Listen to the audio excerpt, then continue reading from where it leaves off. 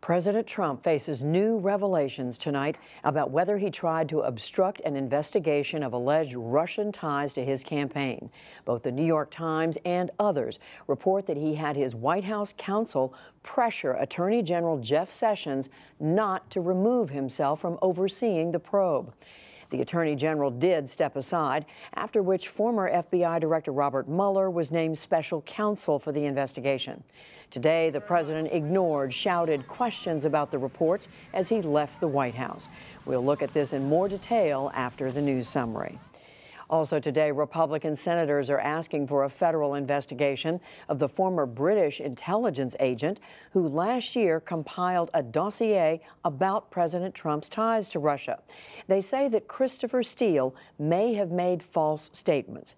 Meanwhile, the FBI has reportedly revived its review of the Clinton Family Foundation.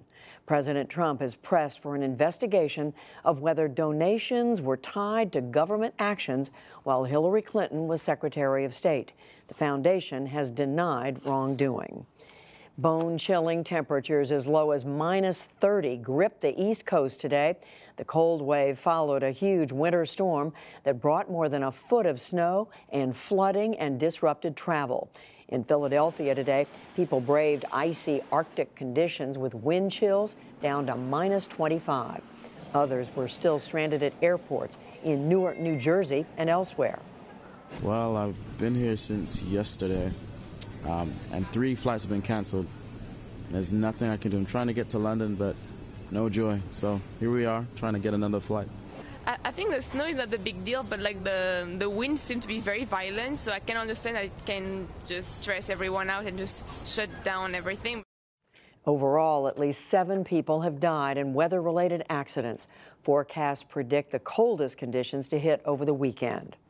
The U.S. economy added more than 2 million jobs in all of 2017, but ended the year with relatively modest gains. The Labor Department reports that following a surge in November, employers added a net of just 148,000 jobs in December.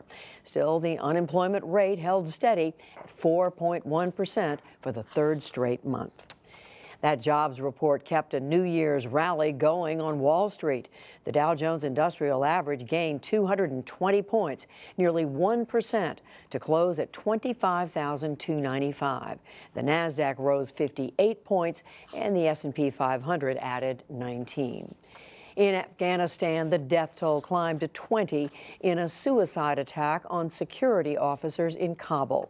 The Islamic State group claimed responsibility for the Thursday night bombing. Broken glass and branches were strewn across the scene where the attacker blew himself up.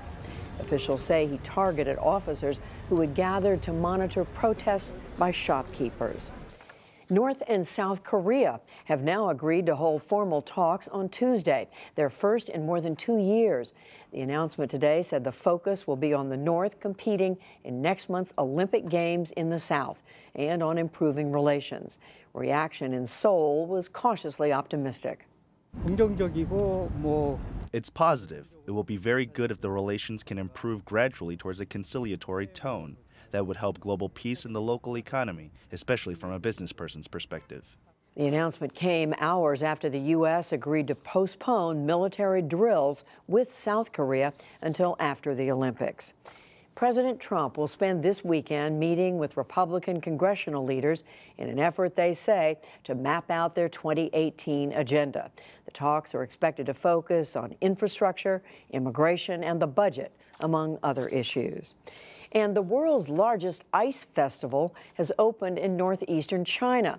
More than 2,000 huge carved sculptures are on display in Harbin, constructed of ice from a nearby river and illuminated with colorful lights.